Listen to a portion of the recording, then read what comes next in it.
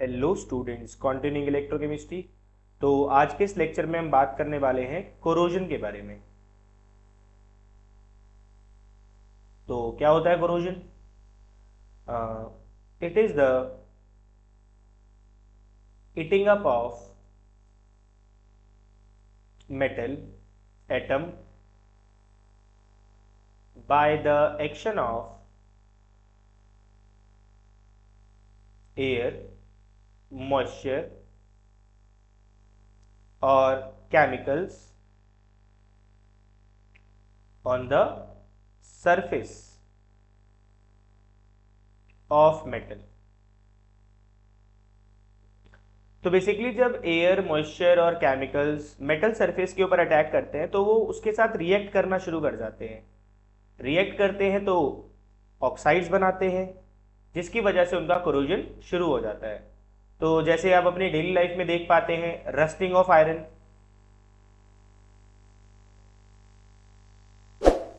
देखा होगा iron articles के ऊपर एक रेडिश ब्राउन कलर की लेयर फॉर्म होती है जो कि रस्ट होती है। और आपने देखा हो टार्निशिंग ऑफ सिल्वर, चांदी काली पड़ जाती है। क्यों? क्योंकि एयर में हाइड्रोजन सल्फाइड प्रेजेंट है। ये अटैक करती है किसके ऊपर? सिल्वर सरफेस के ऊपर, और फॉर्म करती है सिल्वर सल्फाइड जो कि ब्लैक कलर की होती है। इस वजह से चांदी का कलर, सिल्वर का कलर ब्लैक हो जाता है। और भी है, जैसे कोरोजन ऑफ कॉपर।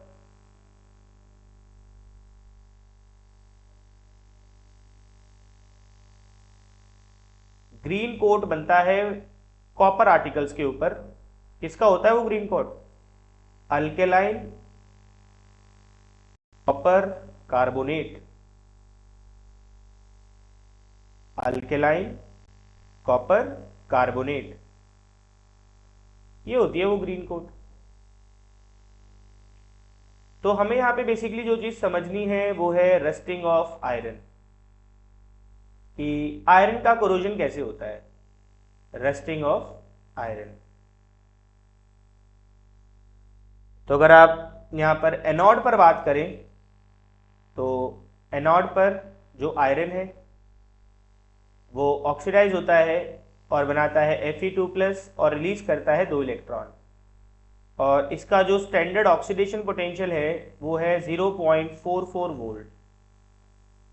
सेम यहां पर जो हमारा कैथोड है, कैथोड पर ऑक्सीजन H+ की प्रेजेंस में 2 इलेक्ट्रॉन गेन करता है और फॉर्म करता है वाटर मॉलिक्यूल। और इसका रिडक्शन पोटेंशियल है आपके पास 1.23 वोल्ट। तो अगर आप देख पा रहे हैं तो rusting of iron is just behaving like an electrochemical cell, कि एनोड पर एक रिएक्शन हो रहा है और कैथोड पर एक रिएक्शन हो रहा है। तो 2 इलेक्ट्रॉन से 2 इलेक्ट्रॉन कैंसल आउट, तो Fe+ half O2 plus 2H+ give rise to Fe2+ plus water molecule. This is the overall cell reaction for corrosion. तो यहां पर अगर हम इसका ओवरऑल पोटेंशियल देखना चाहें, सेल पोटेंशियल कितना है इसका, तो ये हो जाएगा आपके पास 1.67 वोल्ट। पॉजिटिव आ रहा है, मतलब सेल रिएक्शन स्पॉन्टेनियस है, अपने आप होगा।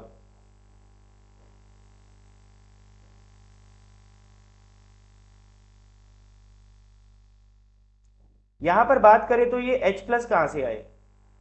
तो बेसिकली होता क्या है कि हमारा जो एयर एटमॉस्फेयर है, यहां पे कार्बन डाइऑक्साइड प्रेजेंट है। तो carbon dioxide dissolve in water vapour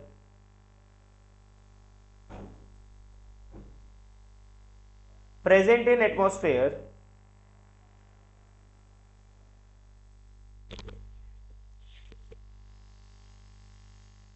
to form carbonic acid. Carbonic acid एक वीक एसिड है, तो डिसोशिएट होकर क्या फॉर्म करता है? H+ ion. तो ये जो H प्लस आयन आ रहे हैं ये कार्बोनिक एसिड से आते हैं, या कोई और भी एसिड हो सकता है, सल्फर डाइऑक्साइड भी हो सकता है, क्योंकि सल्फर डाइऑक्साइड भी वाटर के साथ मिलकर क्या बनाएगा, H2SO3, जो कि एक वीक एसिड है, तो ये भी क्या रिलीज करेगा, H पॉजिटिव आयन। तो ये H प्लस एटमोस्फेयर से आ रहे हैं। इसके बाद होगा क्या आगे, ये जो Fe2 प्लस बना है यहाँ पे, ये जो Fe2 प्लस है ये एटमॉस्फेरिक ऑक्सीजन के साथ रिएक्ट कर जाएगा वाटर की प्रेजेंस में, और रिएक्ट करके बनाएगा Fe2O3 डॉट XH2O। बैलेंस कर दे इसको, Fe2, तो यहाँ पे भी 2 लगा दे,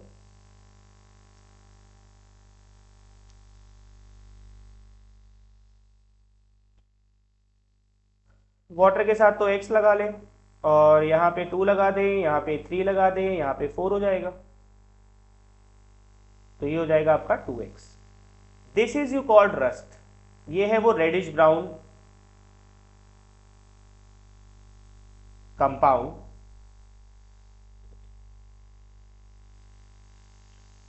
जिसको रस्ट कहा जाता है, और ये काफी पोरस होता है।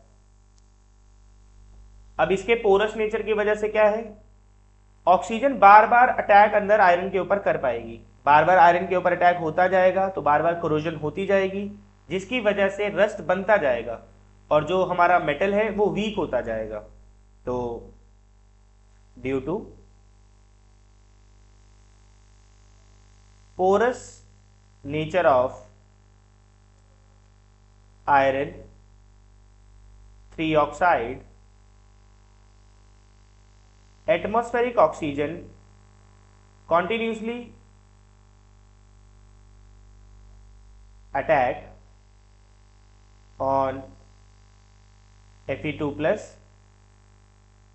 and the strength of metal decreases। तो यहां पर जो ऑक्साइड की लेयर बनती है आयरन सरफेस के ऊपर वो काफी पोरस होती है, जिसकी वजह से कॉन्टिन्यूसली ऑक्सीजन का अटैक चलता जाएगा और रस्ट बनती जाएगी, और एक टाइम आएगा जब आपका मेटल का स्ट्रेंथ बहुत कम हो जाएगा और वो टूटना शुरू हो जाएगा। बट कुछ ऑक्साइड्स की लेयर नॉन पोरस भी होती है और काफी टफ होती है, जैसे कि oxides of aluminium. Aluminium oxide is non porous, ये नॉन पोरस है। नॉन पोरस है तो फर्दर ऑक्सीजन के अटैक को नहीं होने देगी, prevent the further attack of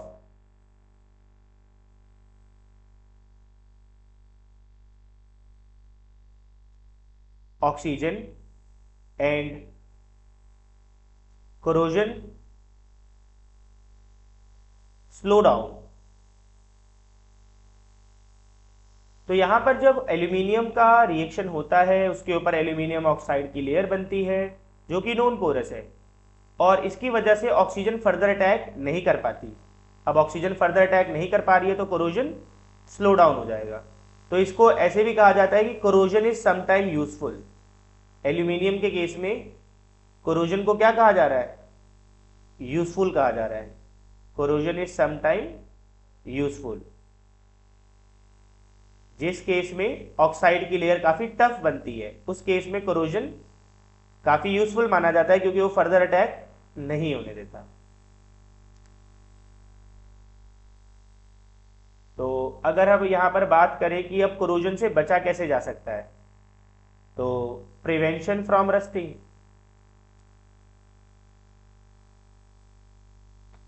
prevention from rusting, कैसे आप बच सकते हैं रस्टिंग से, कैसे अपने आयरन आर्टिकल्स को बचाया जा सकता है। तो पहला तरीका क्या है, पहला तरीका है अप्लाई पेंट, ऑयल, ग्रीस। एक सॉल्यूशन होता है, केमिकल होता है जिसका नाम है बिस्फिनोल, विच hinders the attack of oxygen on iron articles. अगर ऑक्सीजन का अटैक ही नहीं हो पाएगा तो कोरोजन नहीं हो पाएगा। दूसरा है आपके पास bye galvanisation.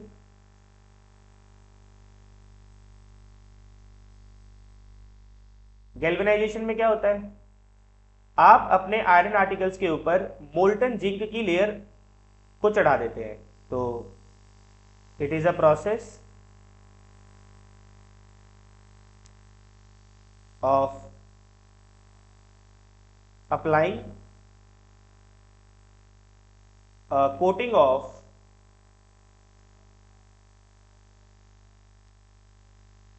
molten zinc on the surface of iron article।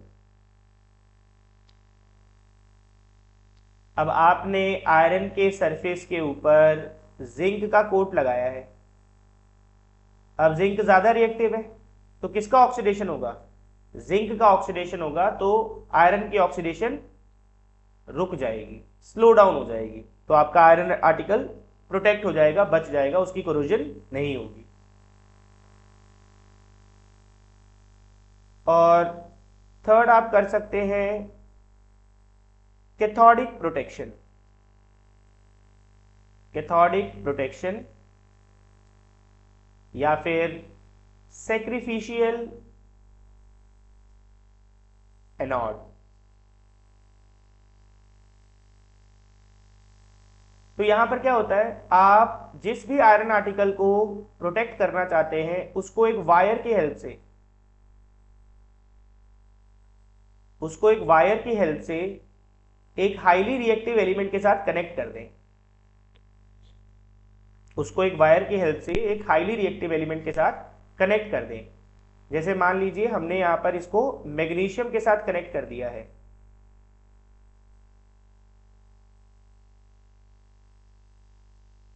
तो यहां पर हमने इसको मैग्नीशियम के साथ कनेक्ट कर दिया है।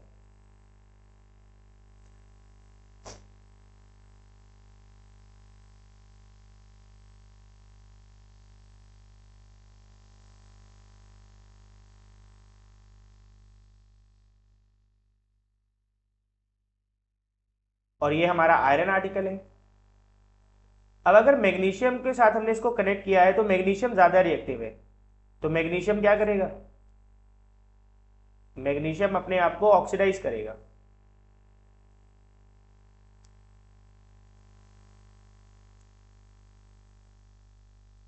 मैग्नीशियम अपने आप को ऑक्सीडाइज करेगा। Mg विल फॉर्म Mg2+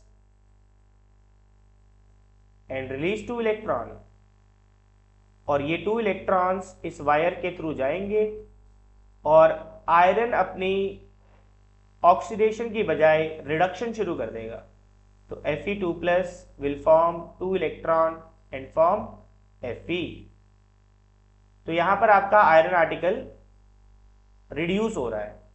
तो आपने जब भी सैक्रिफिशियल एनोड बनाना है तो सैक्रिफिशियल एनोड ऐसे बनाया जाएगा जो कि आयरन से ज्यादा रिएक्टिव होगा। तो वहां पर उस एलिमेंट की ऑक्सीडेशन शुरू हो जाएगी, तो आयरन ऑक्सीडाइज नहीं होगा, और अगर आयरन ऑक्सीडाइज नहीं होगा तो उसकी कोरोजन नहीं होगी। तो this is all about corrosion. That's it for now. Thank you.